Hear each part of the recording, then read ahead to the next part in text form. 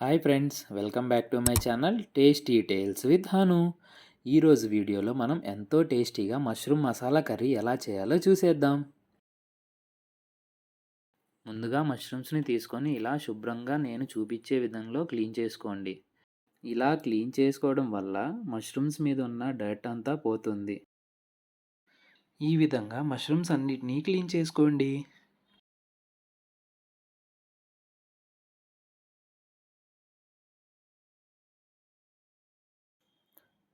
మష్రూమ్స్ని రెగ్యులర్గా తీసుకోవడం వల్ల మనకి చాలా హెల్త్ బెనిఫిట్స్ ఉన్నాయి.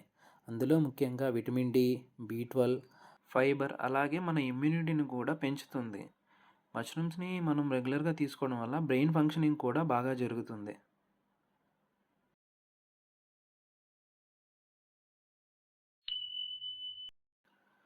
క్లీన్ చేసుకున్న మష్రూమ్స్ని పీసెస్గా కట్ చేసుకుందాం.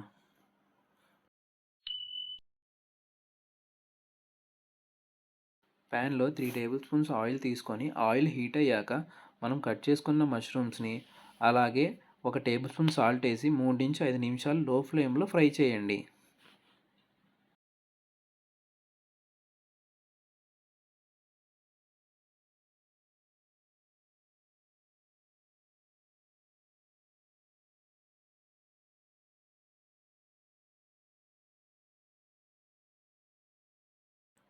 ఇలా ఫ్రై చేయడం వల్ల మష్రూమ్స్ టేస్ట్ అనేది చాలా బాగుంటుంది. ఇలా ఫ్రై చేసేటప్పుడు మష్రూమ్స్లో నీరు అనేది బయటకు వస్తుంది. మనం ఆ నీరుతో సహా తీసుకోవాలి. మసాలా కోసం మనం ముందుగా కట్ చేసుకున్న 2 టమాటాలు, 4 చిన్నుల్లిపాయలు, అలాగే 10-12 జీడిపప్పులు, ఒక అల్లం ముక్కను తీసుకొని మెత్తటి పేస్ట్ లాగా గ్రైండ్ చేసుకుందాం.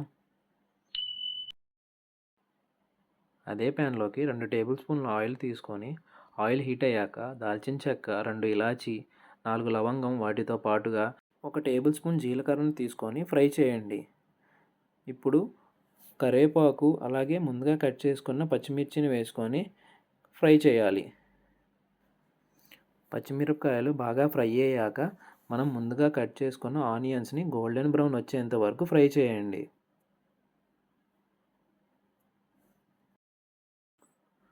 చూసారా, ఆనియన్స్ చక్కగా ఫ్రై అయ్యాయి. మనం ప్రిపేర్ చేసిన మసాలాని ఇప్పుడు యాడ్ చేసుకుందాం. మసాలా బాగా కలిసేలాగా తిప్పుకోవాలి. చక్కగా కలుపుకొని ఇప్పుడు ఇందులోకి ఒక 100 ml వాటర్ని తీసుకోండి.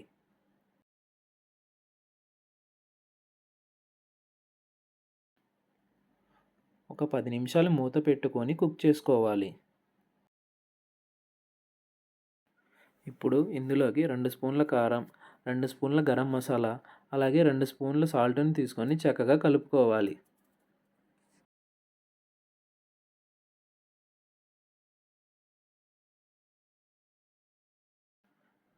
గ్రేవీ కోసం నేను ఇక్కడ 200 ml వాటర్ని తీసుకున్నాను.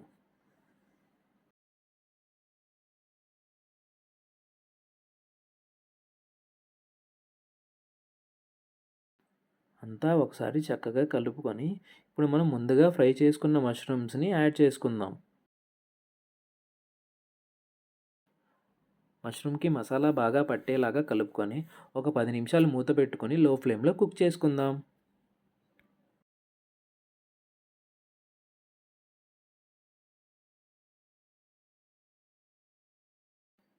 చూసారా అండి, గ్రేవీ కన్సిస్టెన్సీ కూడా పర్ఫెక్ట్గా వచ్చింది. ఫైనల్గా ఇందులోకి కొత్తిమీర యాడ్ చేసుకొని సర్వ్ చేసుకోవడమే.